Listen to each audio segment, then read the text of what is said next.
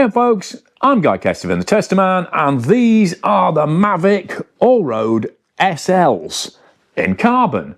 So Mavic's, one of Mavic's top end gravel wheels. Obviously you're looking at a deep section rim, 42mm to be precise, 24mm internal diameter, 30mm across the top of the sidewalls. And yeah, as you might expect, they're fast, they're aero, they feel clean. They're a little bit heavier than Mavic claim at 1620 grams. That's 770 at the front, 850 at the rear. But you've got Mavic's kind of trademark deep bladed spokes on there. They run a system where there's actually no contact between the spokes. There's no creaking or noise. You've got these really neat sort of bobbin ended straight pull flanges on there, 24 spokes either end. All the spokes are the same length, which makes repairing the wheels really, really easy. If you have an issue, you get spare spokes with them. You've got, I should switch to the back wheel. You've got the ID 360 Freehub on there. I mean, the ID is meant to stand for instant drive. It's not instant, Mavic. It's not instant, but it's a good solid connection. It's just a little under 10 degrees. There's 40 clicks in there and 360 degrees of rotation. So it's fractionally faster than things like DT Swiss and their friends. But again, still quite a clunky pickup, which you will notice, you know, compared to more fast reaction Freehubs. But it's a really super easy Freehub to service. Just pull it apart with no tools.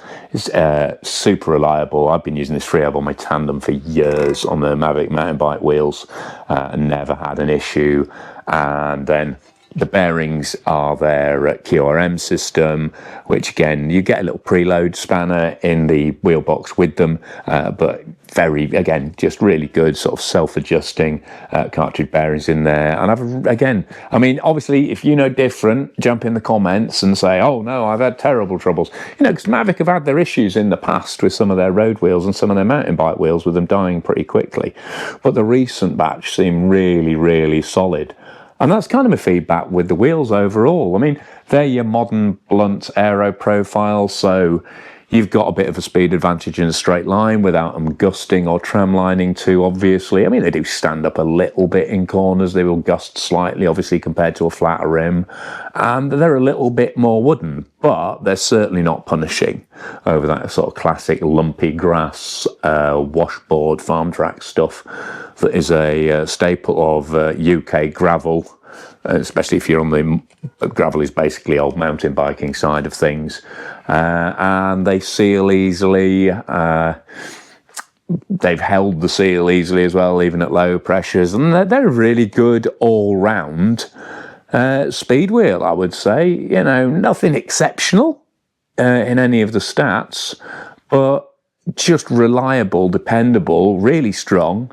Been running them all year now, well, since spring anyway, as you know, my kind of benchmark tyre test rim, and they've been absolutely bomb-proof. You've got a little bit of reflective detailing on the logo there, which is nice.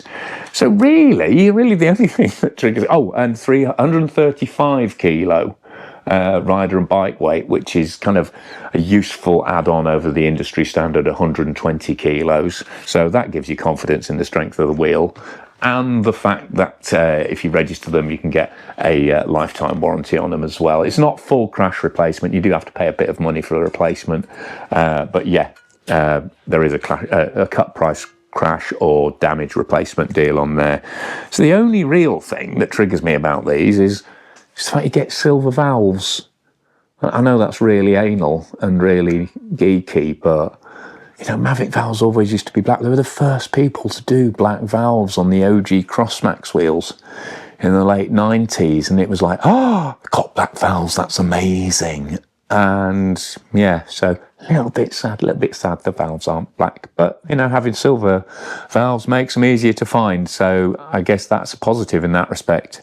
But yeah, overall, really good, tough, solid rims, a little bit heavier than the norm for the 1,400, 1,500 quid price point, but fast, well behaved in most wind conditions, and not too punishing when you hit the rough. So if you and also 24mm is narrow enough to work fine with sort of wider road tyres. I mean, Mavic say 30mm through to 64mm.